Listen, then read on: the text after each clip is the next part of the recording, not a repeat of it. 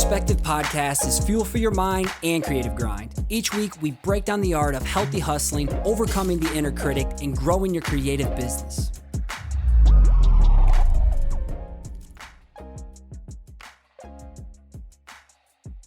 But like these things that you want to do that are very uncomfortable, how do you get over the fear and just do it anyway?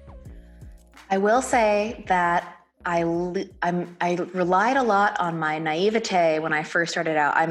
I definitely think that you can start a creative career anytime, but because I just happened to be 21 and more fearless, I think not even fearless. I guess I was fearless because I didn't know. Like, no fucks given, basically, right? Yeah.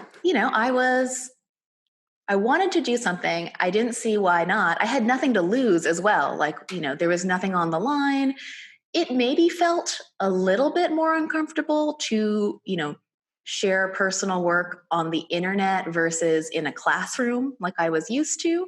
But other than that, with the encouragement of my friends, it didn't seem like a big deal. And I think the way I see it is you build confidence slowly over time with action, like you said.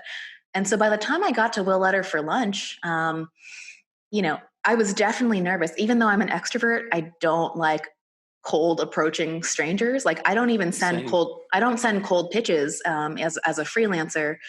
And with Will Letter for Lunch, I was so nervous going into businesses and pitching myself as like, hey, I'm a chalk lettering artist in the neighborhood, and I wanted to know if you need chalk lettering for your chalkboards. But every time I did it, it got a little bit less scary. Like it's like normalized. Everything normalizes. I think that's one thing too I'd love to tell people is, for better or for worse, everything normalizes. If you take baby steps towards something that makes you uncomfortable, it'll get easier over time. It's like, learning to play the piano or being a runner. I hate running, but I know if I did it every day, a little bit more every day, I'm sure it would become easy. It's like a muscle. At some point. Exactly. It's just a muscle. And similar to a muscle, like you can also lose it if you don't practice it for a while. And I think for better or worse, it's like the stuff that scares you, you can practice getting good at it and it'll get less scary. What I ask myself a lot of times too is, I'm still a pretty logic driven person, but if you use that to your advantage, right? What's the worst that can happen? And the worst that can happen is, okay, I put myself out there, I hand out these flyers. It's 5 minutes of me feeling slightly nervous. The same way if I was introducing myself to someone at a party or something. That 5 minutes of discomfort for potential payoff of like, maybe these new doors will open, who knows? The worst case scenario is that they don't email me back.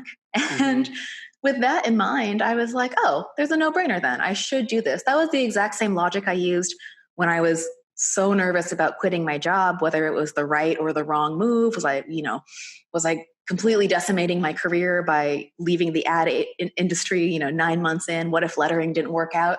But I used logic and I said, okay, I'm unhappy at my advertising job. If I don't do anything, I'll continue to stay unhappy at my advertising job. There's so much out of my control. If I try lettering and it doesn't work out, the worst thing that's going to happen, or like the next thing that's going to happen, is I burn through more of my savings than I'm comfortable with. I need to go back to advertising. I still have my resume. I can go get another ad job, maybe not at the same agency because that would be weird, but I still have my credentials. So if I try and fail, I'm back to where I started. And if I do nothing, I'm where I started. So it was a no-brainer to try. Thanks again for listening. It'd be awesome if you took the time to subscribe to the channel, hit the like button, and let the comment below so we can connect. Again, if you want to catch a shout out as a future listener of the week, make sure you subscribe to the show on iTunes and give it a rating and review.